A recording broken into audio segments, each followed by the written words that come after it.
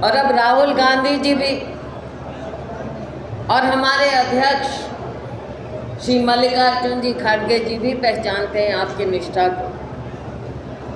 पिछले दिनों जब पद यात्रा हो रही थी उस समय, और बल्कि कर्नाटक में जब हम गए तब भी राहुल जी की भारत जोड़ो यात्रा में हमने राहुल जी को कहा कि गोगी भी हमारे साथ आए हैं, तो उन्होंने कहा उनको बुलाओ, जल्दी से गोगी को बुलाओ। और यहाँ भी आपने देखा जब पद यात्रा हुई, मेवात से जब निकल रहे थे तो ख़ास तौर से जब चाय पी रहे तब गोगी जी से उन्होंने बहुत ही बढ़िया ढंग से मजाक में बात करते रहे। और जब यहाँ पद यात्रा लेकर, भारत जोड़ो यात्रा लेकर आए राहुल जी, तो आप सभी लोगों के साथ गोगी जी एक जगह थे, तो राहुल जी ने चलते चलते, क्योंकि उस समय स्पीड बहुत बनाते राहुल जी, खूब स्पीड से चलते जा रहे थे, तो उन्होंने देखा कि एक जगह गोगी जी खड़े हैं, इतनी बढ़िया सेज सजा रखी थी और लोग नाच रहे थे, भंगड़ा डाल रहे थे राहुल जी के स्वागत में। तो चलते चलते राहुल जी ने गोगी जी को पहचान लिया। दूर से ही मुझे कहने लगे ये तो गोगी खड़े हैं वहाँ पे, बुलाओ उनको, नीचे बुलाओ, फटाफट नीचे बुलाओ। तो दूर से ही पहचान राहुल जी ने की। मतलब कहने का ये है साथियों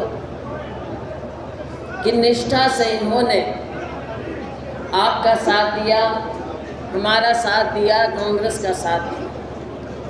और जो निष्ठा से लगा रहता है, मन से लोगों की सेवा करता है, लोग भी उसको पहचानते हैं। जब वातावरण दूषित हो जाता है, चारों ओर तरह तरह की बातें होती हैं, स्कैम पर स्कैम होते हैं, घोटाले पर घोटाले होते हैं, तो लोग ढूंढते हैं कि हमारा एक अच्छा नुमाइंदा हो, ईमानदार नुमाइंदा हो। और गोगी जी ना केवल ईमानदारी से आपकी सेवा कर रहे हैं यहाँ, लेकिन इनकी आवाज़ जब विधानसभा में बोलते हैं, लोग तो कहते हैं कि टाइम चाहिए, लेकिन गोगी जी अपने आप ही टाइम ले लेते हैं आप लोगों की आवाज़ उठाने के लिए। और जैसे तैसे भी मिल मिला के प्रेशर डाल के इस सरकार पर, क्योंकि ये सरकार तो बहुत आपने देखा है गूंगी बहरी सरकार है, लेकिन गोगी जी उनके ऊपर इतना दबाव डालते हैं कि अभी भी काम करवा के ले आते हैं अपने हल्के के लिए। साथियों, जिसका नुमाइंदा ऐसा हो उसको तो संभाल कर रखना चाहिए। और गोगी जी से जब हम कहें कि गोगी जी आज इधर प्रोग्राम में आ जाओ, तो कहते हैं अच्छा, मैं तो हल्के में जाना था। पहली चिंता इनको अपने हल्के की होती, बाकी बातें बाद में। तो हमें खुशी है साथियों कि आज इनके जन्म दिवस के अवसर पर आप सभी लोग यहाँ पर मौजूद हुए हैं। बहुत से लोग आ रहे हैं, जा रहे हैं, खुशी का माहौल है, त्योहार का सा माहौल है। ऐसे माहौल में दो बात और कहना चाहूँगी कि आज के दिन जो सरकार है, केंद्र की सरकार, राज्य की सरकार, इन सरकारों को आपने अच्छी तरह भली भांति देख लिया, इनको आजमा लिया।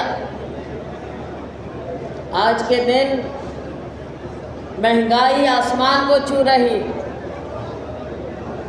गैस सिलेंडर जो कि 400 रुपए का था हमारे समय में, यूपीए के समय में, आज 1200 का हो गया।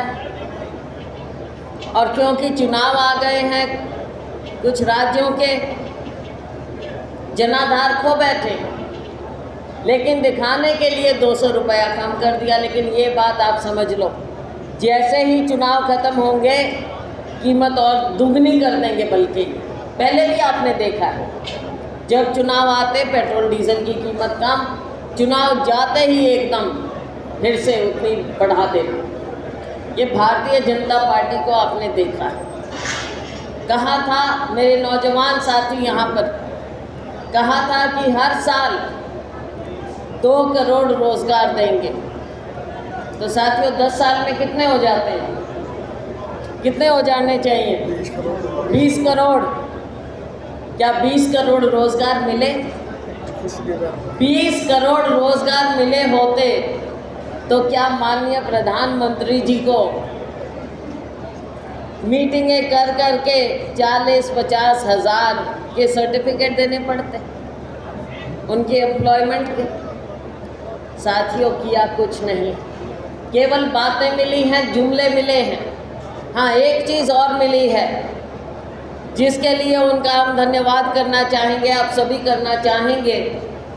15 लाख रुपए ज़रूर आप सबकी जेब में डाल दिए उन्होंने, तो इस चीज़ का तो आप ज़रूर धन्यवाद करना माननीय प्रधानमंत्री जी। 15 लाख तो घर में लिए बैठे हो सारे भाई। और मेरे किसान भाई बैठे रहे 1 साल, बॉर्डर पर बैठे रहे। हम खुद वहाँ गए, बार बार गए। अब बारिश में, सर्दी में, गर्मी में बैठे रहे वहाँ, लेकिन आपकी आवाज़ नहीं सुनने आई। आखिर में जब बातचीत की, झूठ बोलकर किसानों को उठाया। आज MSP का कोई कहीं जिक्र ही नहीं, कोई बात ही नहीं करना चाहता। वादा खिलाफी हर मौके पर इन्होंने की। गरीब की अगर बात करें साथियों, जो हमारा गरीब दलित है, पिछड़ा वर्ग, आज उसके साथ क्या भद्दा मजाक हुआ है। कभी परिवार पहचान पत्र की बात करते हैं, कभी प्रॉपर्टी ID की बात करते हैं। हर नागरिक को उलझा कर रख दिया है, चक्रव्यूह में बांध कर रख दिया है।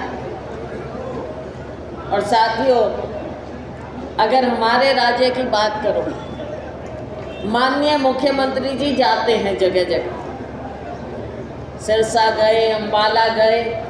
पहले तो वहाँ पर कर्फ्यू जैसी स्थिति बना दी जाती, 144 धारा लगा दी जाती, सारी सड़कें बंद कर दी जाती हैं ताकि कोई आ ना सके। और वहाँ पर लोगों को, आप तो अपने मन से प्यार से आए हो यहाँ, लेकिन वहाँ पर पकड़ पकड़ के लाके बिठाते, कोई भाग ना जाए, क्योंकि मुख्यमंत्री जी ने तो जो बात करनी है वो करनी है। पहले लाठियाँ मारेंगे, बहनें इकट्ठी होंगी तो उनको लाठियों की सौगात मिलती है। अगर कोई बहन सामने पहुँच भी जाए माननीय मुख्यमंत्री जी के, तो उनके साथ मजाक किया जाता है। अगर कोई बहन लाठियों से मार दी जाती है तो अफसोस तक नहीं करने जाती। साथियों, ऐसी सरकार का कोई क्या करे। लोग इस इंतज़ार में हैं कि कब 2024 आए। अगले साल चुनाव होने वाले हैं। अगर ये कुछ और इधर उधर की गड़बड़ ना करें, क्योंकि इन पर भरोसा तो रहा नहीं अब किसी को, ना मोदी जी पर रहा और ना हमारे मुख्यमंत्री खट्टर जी पर। इन पर तो भरोसा आपने किया भी नहीं। तो साथियों, 10 साल इन्होंने निकाल दिए। अब समय आ गया कि आपको राजनीतिक तौर पर सोचना पड़ेगा। मेरे यहाँ पर बहुत से मौजूद सरपंच साहिबान भी बैठे।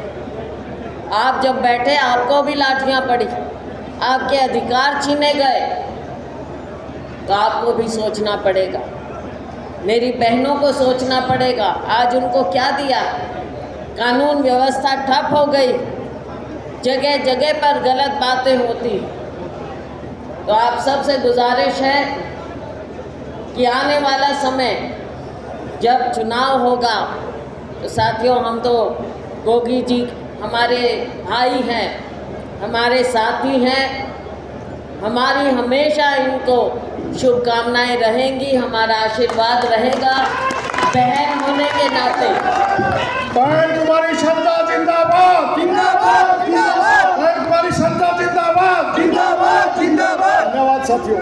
बहन होने के नाते मैं इनको आशीर्वाद भी देती हूँ कि भगवान इनको लंबी आयु दे, आप लोगों की सेवा करने का बार बार मौका दे। आगे आने वाले समय में भी आपने पिछली बार से